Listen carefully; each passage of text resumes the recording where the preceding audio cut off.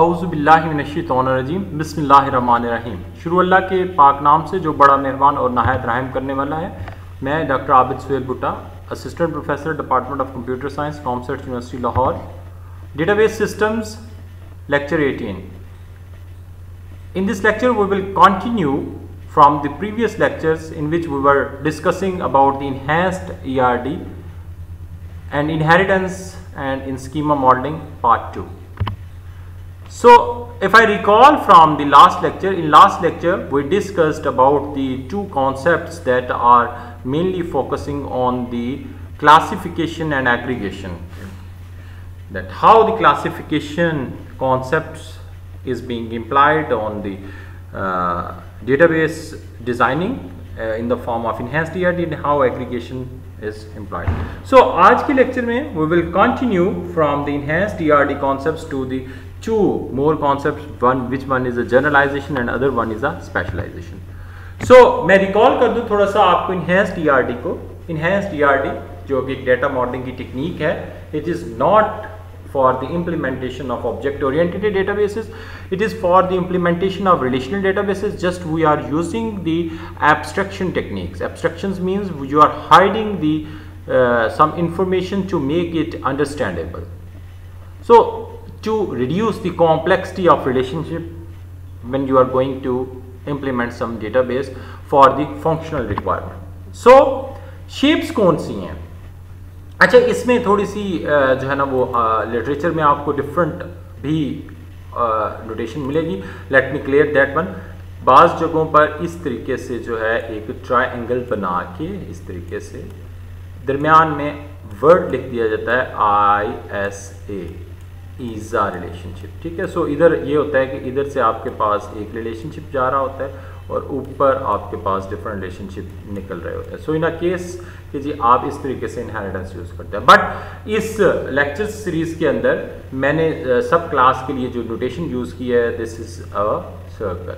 तो आपके पास ये सर्कल है और जो रिलेशनशिप है उसको आप सिंपल लाइन से भी इस तरीके से लाइन से भी डिनोट कर सकते हैं और डायरेक्टेड लाइन भी हो सकती है, या इस तरीके से हम एक लाइन के ऊपर हम एक यूनियन को इंटरसेक्ट कर रहे हैं, तो ये भी आपके पास एक नोटेशन है. आप इस नोटेशन को भी यूज़ कर सकते हैं. और आपके पास रिलेशनशिप की वही कन्वेंशनल नोटेशन है जहां पर आपने सिंपली रिलेशनशिप को डबल लाइन सिंगल लाइन बनाया हुआ है, और एंटिटीज़ के लिए आपके पास जो नोटेशंस हैं वो वही हैं कि आपने एक रेक्टेंगल बॉक्स के अंदर एंटिटी और इसका नाम कैपिटल में लिखना है. ये आपके पास एंटिटी. एट्रीब्यूट के लिए वही है आपके पास है कि आपने एक राउंड सर्कल और इसमें थोड़ा सा फर्क, ये बिल्कुल राउंड होगा, ये ओवल शेप सर्कल जो होता है ये एट्रीब्यूट के लिए होता है. और आप इस तरीके से एंटिटी के अंदर उसका एक लेबल देते हैं. लेबल पे हमने काफ़ी ज़्यादा बात की थी कि लेबल क्या होता है. ये स्टूडेंट का नाम लिखा हुआ है, ये वही एंटिटी का नाम होता है और ये एक वर्ड होता है, ये स्ट्रिंग नहीं होती, ये एक वर्ड होता है. और इसको जब हम लिख रहे हैं एक स्ट्रॉन्ग की फॉर्म में तो हम इसको स्ट्रॉन्ग कहते हैं कि इसकी लाइन जो है वो सिंगल है. स्ट्रॉन्ग एंटिटी के बारे में हमने बात की थी. वो एंटिटी जिसकी अपनी एक प्राइमरी की होती है, अपना आइडेंटिफायर होता है और वो उस एंटरप्राइज का प्रॉपर एक जो है वो पार्ट होती है और उसका रिकॉर्ड जो है वो एंटरप्राइज के अंदर स्टोर होता है. तो एंटरप्राइज के अंदर जो लोग होते हैं, जो एंटिटीज़ हैं, उनकी आगे कोई डिपेंडेंसीज है तो उसको हम वीक एंटिटीज़ कहते हैं. वीक एंटिटीज़ के बारे में हम कहते हैं weak entity sets has an identifying relationship which entity set is identifying the owner. तो ऑनर की जो की होती है उस पर वो डिपेंडेंट होता है. सो ऑनर का मतलब ये है कि जी मैंने एक एग्जाम्पल से आपको एम्प्लॉयज़ और उसकी डिपेंडेंट की एग्जाम्पल से आपको ये चीज़ क्लियर की थी. तो वीक एंटिटी जो होती है ये आपके रिलेशनशिप में एग्जिस्ट कर सकती है और सेम इन अ वे आपकी इनहेंस्ड ईआरडी में भी एग्जिस्ट करती है. सो वन थिंग रिमेंबर, सो ईआरडी की एक्सटेंडेड फॉर्म है इनहेंस्ड ईआरडी. सो इसका मतलब हरगिज़ ये नहीं है कि आपकी नोटेशन सारी ख़त्म हो जाएंगी. मतलब इनहेंस्ड ईआरडी के अंदर आप कुछ नोटेशंस आपकी ये नोटेशंस थी जिसके अंदर हमने एक जो सुपर क्लास सब क्लास का रिलेशनशिप बनाया, इस तरीके से भी बना सकते हैं. ठीक है. और इस तरीके से भी ईज़ा का वर्ड लिख के हम इस तरीके से भी बना सकते हैं. बाकी सारी जो आपके पास नोटेशंस हैं वही हैं जो आपकी ईआरडी में है.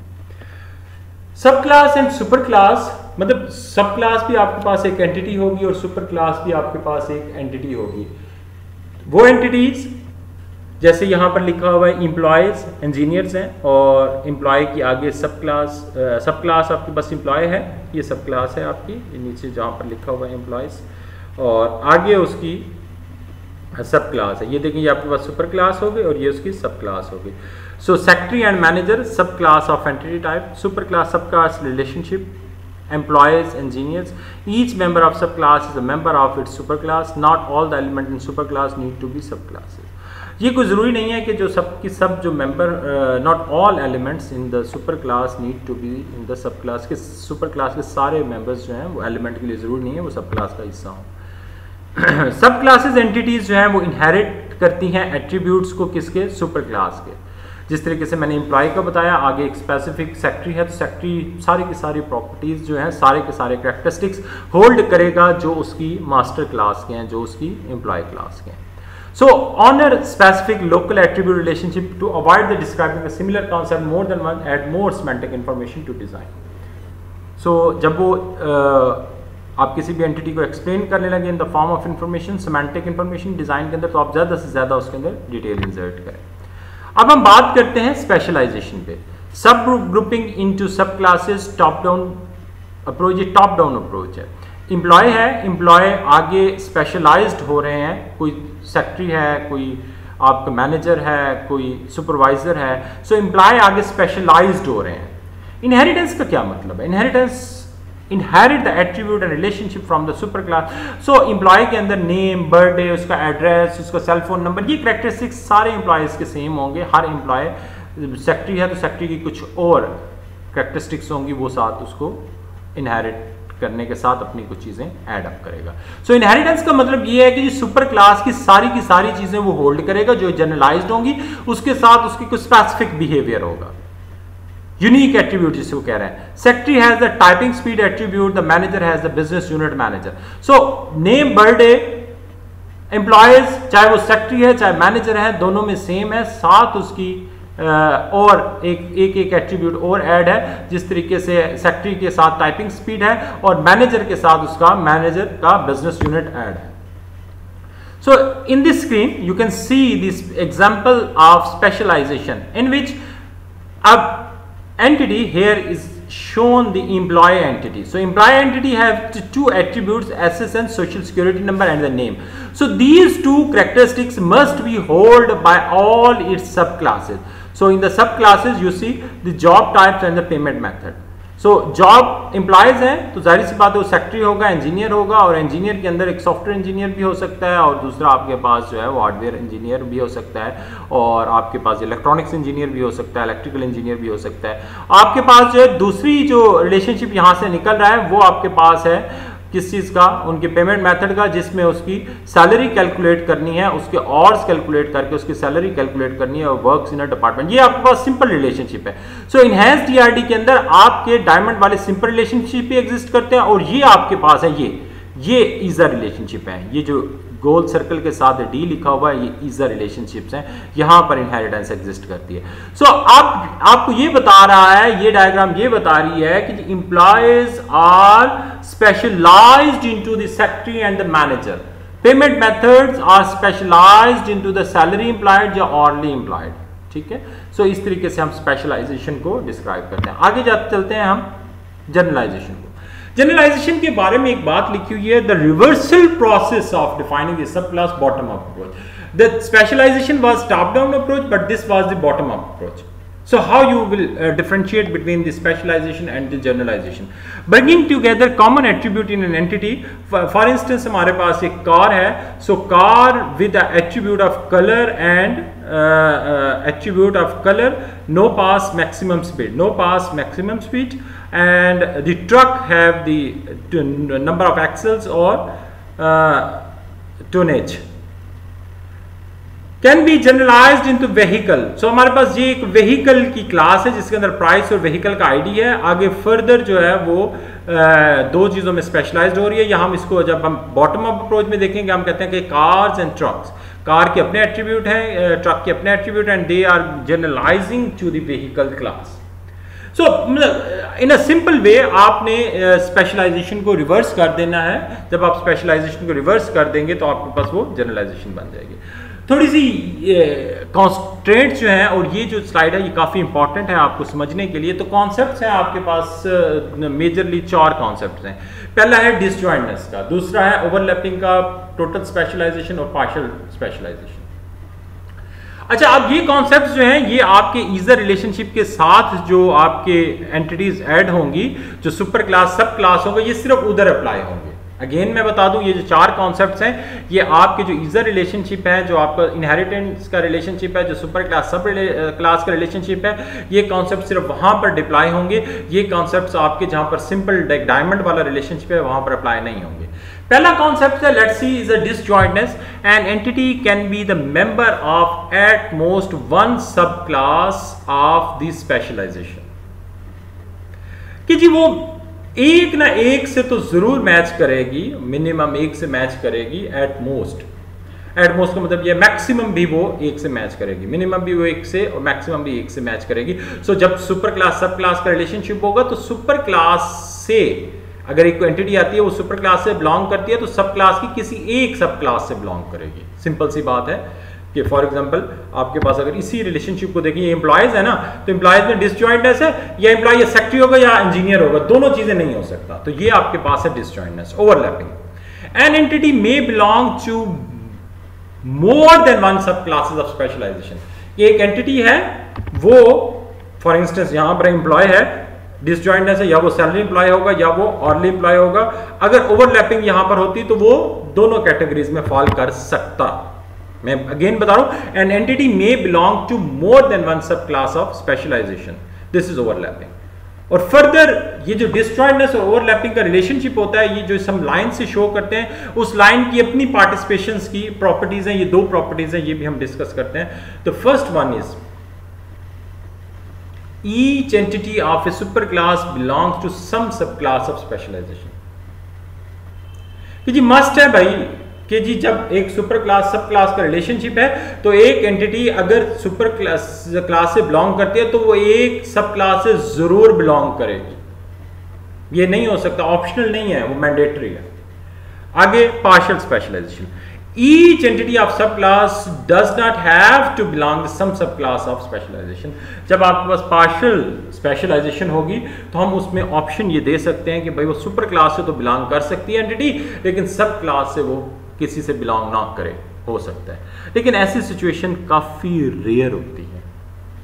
ज्यादा आपके पास टोटल स्पेशलाइजेशन वाली सिचुएशन होती है, पार्शियल स्पेशलाइजेशन वाली सिचुएशन आपके पास बहुत कम होती है। सो हम आगे इसको इन 4 तरीके से इसका कॉम्बिनेशन बनाते हैं। Hence we have 4 type of generalisation specialisation. अच्छा, ये चीजें आप ये करें स्पेशलाइजेशन नहीं है, जनरलाइजेशन भी है। क्यों? कि जो रिवर्सल प्रोसेस स्पेशलाइजेशन का वो जनरलाइजेशन। सो जनरलाइजेशन और स्पेशलाइजेशन एक ही वक्त में एग्जिस्ट करती है, सिर्फ पढ़ने का अंदाज डिफरेंट है। जब आप उसे बॉटम से पढ़ेंगे तो वो आपके पास क्या होगी, जनरलाइजेशन होगी, टॉप से आएंगे तो आपके पास स्पेशलाइजेशन होगी। ये फर्क है कि जब आप टॉप से नीचे उसको स्पेशलाइज करेंगे, कैटेगराइज करेंगे, वो स्पेशलाइजेशन होगी, बॉटम से जब उसको एग्रीगेट करेंगे वो आपके पास जनरलाइजेशन होगी। तो 4 कॉन्सेप्ट्स हैं आपके पास। डिसजॉइंटनेस टोटल हो गई, डिसजॉइंटनेस पार्शियल हो गई, overlapping total and overlapping partial. Generalisation usually is a total because generalisation total होती है हमेशा, because the super class is derived from the sub class.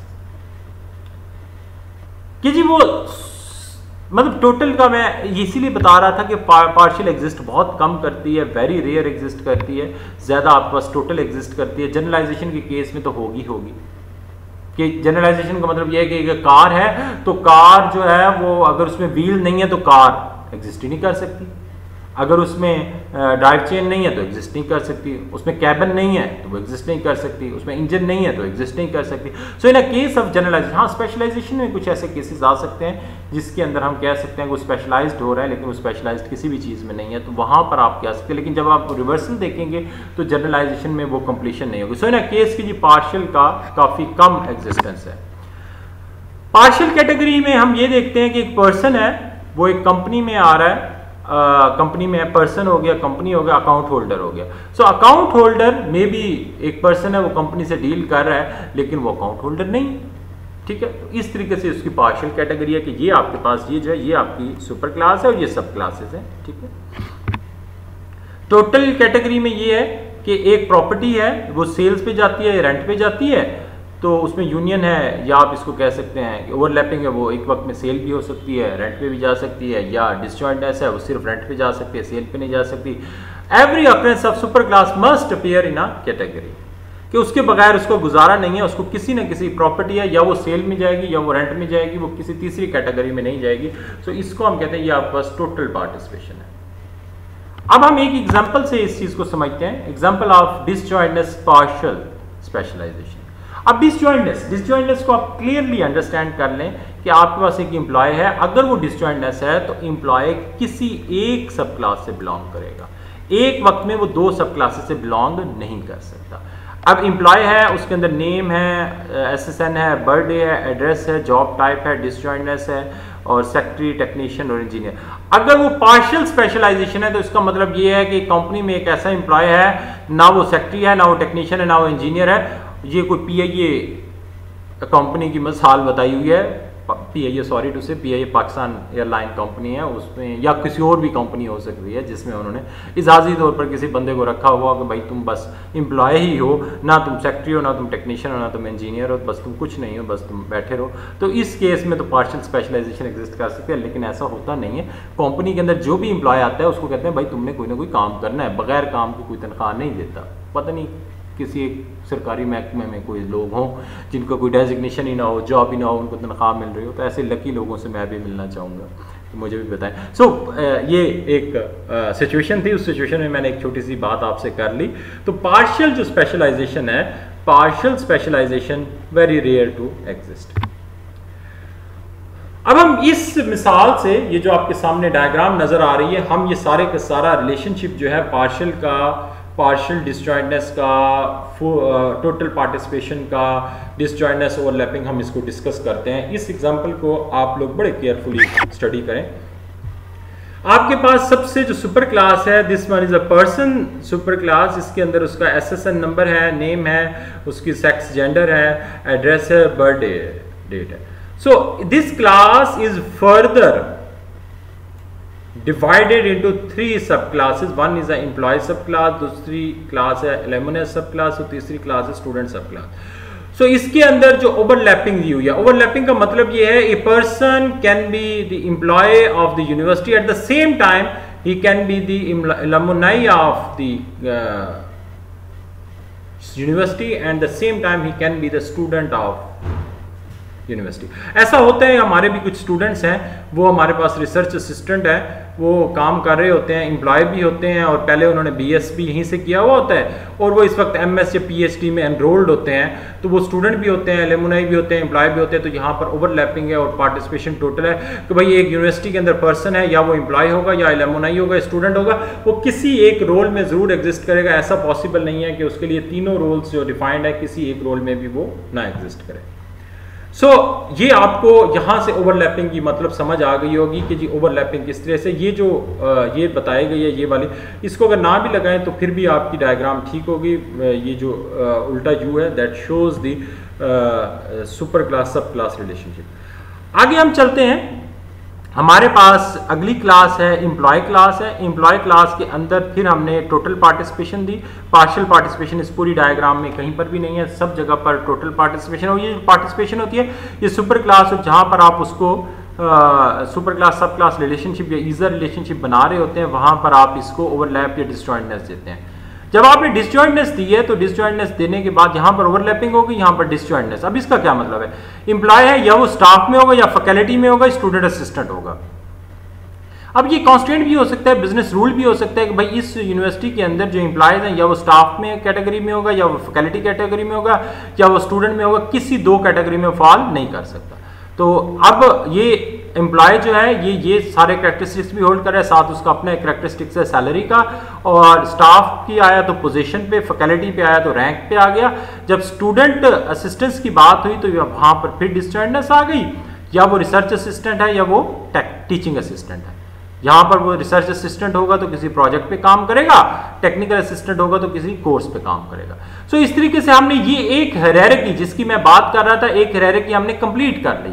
अब इस डायग्राम से अगर मैं समझना चाहूँ, अगर ईआरडी में मैं समझता तो मेरे लिए काफ़ी टफ था इसको समझना, लेकिन इस डायग्राम में मैंने अगर टीचिंग असिस्टेंट्स का रिकॉर्ड स्टोर करें तो मेरे लिए बहुत आसान है।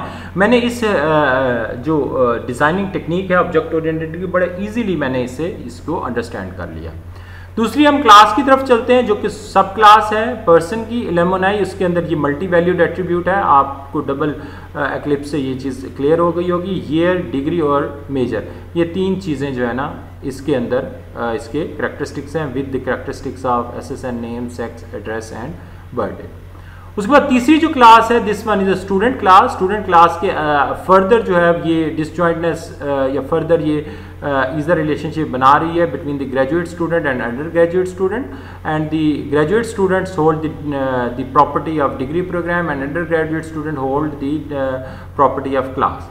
सो स्टूडेंट और रिसर्च असिस्टेंट के बीच में भी रिलेशनशिप जो है this is also identifying relationship.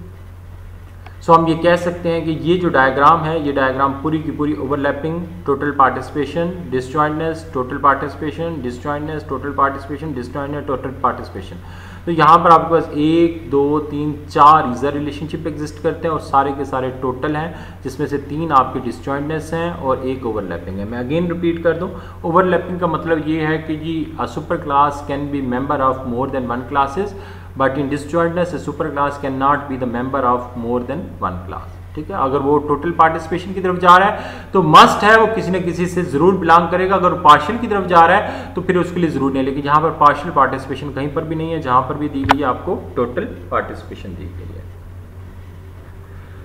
So union type जो है models a class subclass with more than one subclasses of the distinct entity type, attribute, inheritance, selectivity। तो आपके पास ये ऑनर है, ऑनर आगे यूनियन बना रहा है, यूनियन किसी पर्सन, बैंक और कंपनी से। तो ये इसकी ऑनरशिप की जो है पूरी की पूरी हमने एग्रीगेशन बताई है। Basically this category owner is a sub class of union of person. Owner जो है वो सब क्लास है यूनियन ऑफ इन सब की। ठीक है, तो ये सारे यूनियन होते हैं तो फिर आपके पास एक क्लास बनती है ऑनर, आगे फर्दर इसकी फिर सब क्लासेस हो सकती हैं। More understanding of generalization, a design में require all the member of entity set to specialized, कि एक डिजाइनर जो है अगर सारे मेंबर्स को स्पेशलाइजेशन रिक्वायर्ड करता है। For example an employee must be the member of either a salary और part time, use double line to denote the relationship. ये आपके पास एक एम्प्लॉय है, हमने डबल लाइन दी और डिसजॉइंटनेस दी कि या वो सैलरी होगा या वो पार्ट टाइम होगा, लेकिन एम्प्लॉय के लिए मस्ट है वो किसी एक से ज़रूर बिलोंग करे। तो वही चीज़ होगी डिसजॉइंटनेस की जो हमने पीछे डिस्कस की, उसमें यूनिवर्सिटी वाले में हम फर्दर एलेबोरेट करते हैं ओवरलैपिंग को। एम्प्लॉय है और सैलरी भी हो सकता है, पार्ट टाइम भी हो सकता है, तो यहाँ पर ओवरलैपिंग है। O stands for overlap and the specialization. So ये जो ओवरलैपिंग और स्पेशलाइजेशन का कॉन्सेप्ट है बेसिकली आपके बिजनेस सिनेरियो पे डिपेंड करता है। एक ही ऑर्गेनाइजेशन के अंदर वो डिसजॉइंटनेस हो सकता है और दूसरी ऑर्गेनाइजेशन के अंदर वो आपके पास ओवरलैप हो सकता है।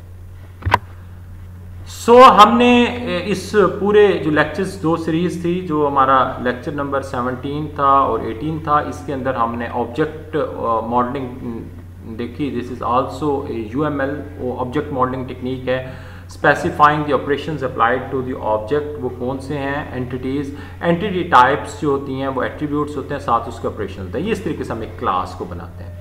Object modelling concept versus ERD, class है, एंटिटी टाइप है, ऑब्जेक्ट है, एंटिटी है। क्लास जो है वो आपके पास एंटिटी टाइप है या हम उसको एंटिटी सेट कहते हैं, एंटिटी सेट कहते हैं। ऑब्जेक्ट जो है आपके पास एंटिटी है, एसोसिएशन क्या है, लिंक है, रिलेशनशिप है, ये इंस्टेंस है उसका। मल्टीप्लिसिटी जो है वो रिलेशनशिप कॉन्स्टेंट्स है जिसको हमने कोऑर्डिनैलिटी कांस्टेंट के। सो ओवरलैप अगर हम दोनों कॉन्सेप्ट्स को करें तो हमारे लिए बड़ा क्लियर हो जाएगा। हमने क्या किया, हमने ऑब्जेक्ट ओरिएंटेड कॉन्सेप्ट्स उठाए और हमने यहाँ पर डेटाबेसेस में इंप्लीमेंट कर दिया। अब ये देखें, ये जो आपके पास एक इनहेंस्ड ERD बनाई हुई है जिसके अंदर मैं अगर एक जनरलाइजेशन की सुपर जनरलाइज क्लास पर्सन बनाता हूँ तो उसका name, SSN, birthday, sex, address और एज, ये उसके जो है ना एज उसकी कैलकुलेशन है, ये उसके फंक्शन है और ये उसके एट्रीब्यूट है। सो इस तरीके से फिर मैंने आगे ओवरलैप किया इसको, या इसको मैं फर्दर स्पेशलाइज कर रहा हूँ एम्प्लॉय कौन से, एलुमनस, डिग्री और स्टूडेंट में।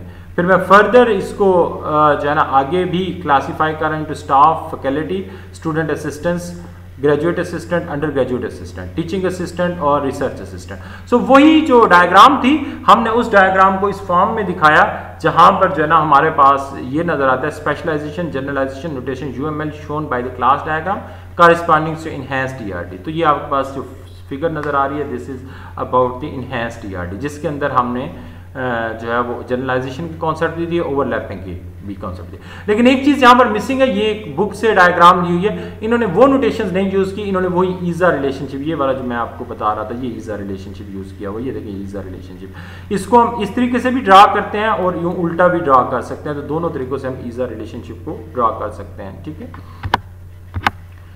अब हम एक प्रैक्टिकल असाइनमेंट करते हैं और हम देखते हैं कि जी अगर हमने एक इनहैंस्ड ईआरडी बनानी है तो कैसे बनाएंगे। मैं सबसे पहले आपको एक चीज़ क्लियरली बता दूं, जब भी आप किसी डायग्राम को बनाने के लिए जाएं तो सबसे पहले जो इंपॉर्टेंट चीज़ है जिसको आपने पिक करना है वो आपकी टेक्सचुअल डिस्क्रिप्शन है। और टेक्सचुअल डिस्क्रिप्शन आपके पूरे बिजनेस सिनेरियो को एक्सप्लेन करेगी। मैं वो टेक्सचुअल डिस्क्रिप्शन पढ़ता हूँ। इन अ पब्लिक सेक्टर बैंक, कोई एक पब्लिक सेक्टर बैंक है, different types of employees like the client manager, staff manager and accounts manager are working. The clients manager are managing the details of the every client for the customer relation. CRM के लिए customer relationship management के लिए वो use करते हैं, while the account manager hold the accounts information for both current and saving account type. दो types के accounts हैं। तो इस सारे में आपके पास डिसजॉइंटनेस है, ओवरलैपिंग नहीं है। तो मैं इसकी डायग्राम बनाता हूँ, ये शायद स्क्रीन पे आपको नज़र आ रही है। बैंक है, एड्रेस और ब्रांच और फ़ोन नंबर हो गया, और इसके बीच में हायर का रिलेशनशिप है। अब ये रिलेशनशिप ईज़ा रिलेशनशिप नहीं है, ये डायमंड रिलेशनशिप है। ये आपके पास सुपर की सब की का रिलेशनशिप नहीं है। सो इट मीन्स कि इस एंटिटी के अपने करैक्टरिस्टिक्स होंगे, इसके अपने करैक्टरिस्टिक्स होंगे।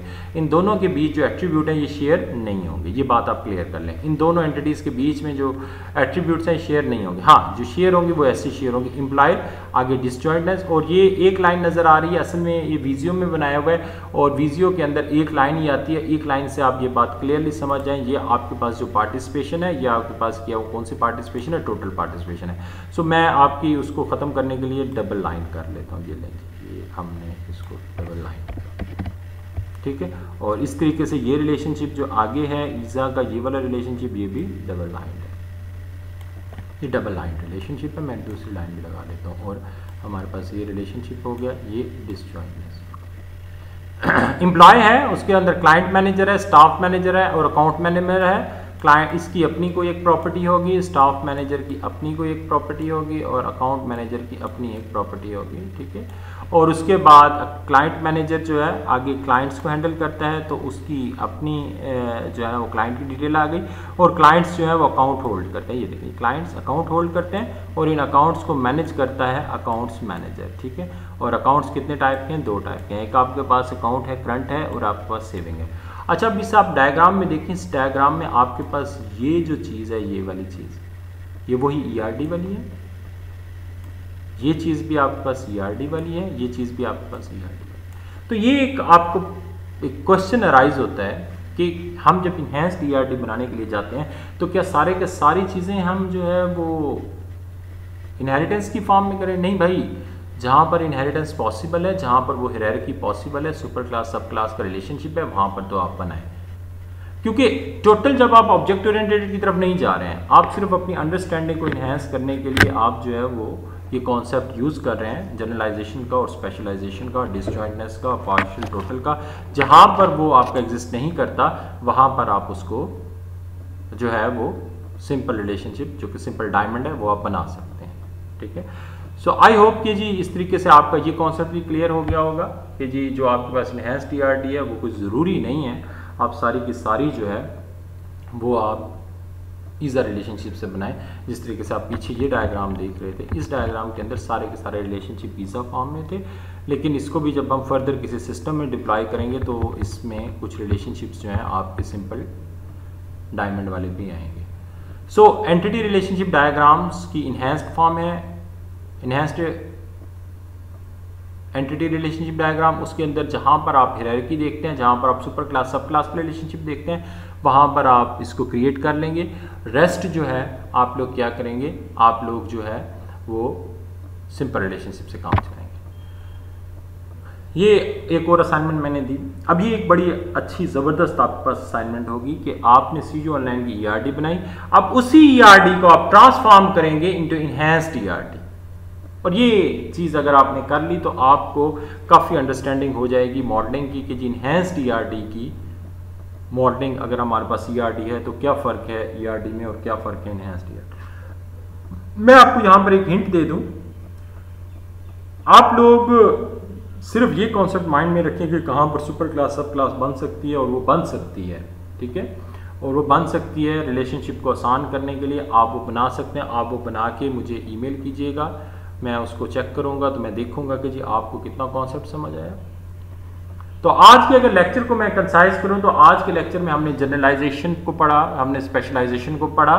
स्पेशलाइजेशन के बारे में हमने ये बताया, ये आपकी टॉप डाउन अप्रोच है कि आप सब क्लासेस, सुपर क्लासेस से सब क्लासेस की तरफ जाते हैं। जो आपके पास जनरलाइजेशन है उसमें आप सब क्लासेस से, बॉटम से टॉप की तरफ जाते हैं, सब क्लासेस से सुपर क्लास की तरफ जाते हैं। और फिर हमने देखा कि ईआरडी कैसे बननी हुई हो तो आप उसकी इनहैंस्ड ईआरडी कैसे बनाएंगे, टेक्सचुअल डिस्क्रिप्शन से इनहैंस्ड ईआरडी कैसे बनाएंगे।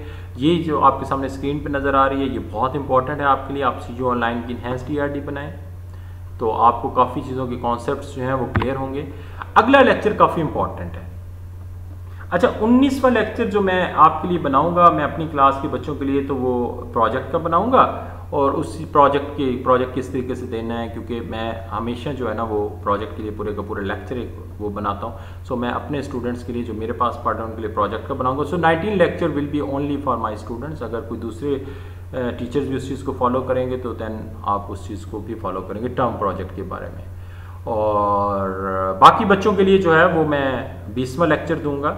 जो 20वां लेक्चर होगा उसमें स्कीमा रिफाइनमेंट नॉर्मलाइजेशन को हम फॉर्मली स्टार्ट करेंगे, और स्कीमा रिफाइनमेंट और नॉर्मलाइजेशन आपका 24 लेक्चर तक चलेगा। 4 और 2 5 लेक्चर्स में हम स्कीमा रिफाइनमेंट को कवर अप करेंगे, जो सबसे इस कोर्स का इम्पॉर्टेंट आस्पेक्ट है। सो बच्चों, डियर स्टूडेंट्स, तब तक के लिए मुझे इजाज़त दें। अल्लाह पाक आपको अपने हिफ्ज़ ज़मान में रखे, और मेरी तरफ से अल्लाह हाफिज़।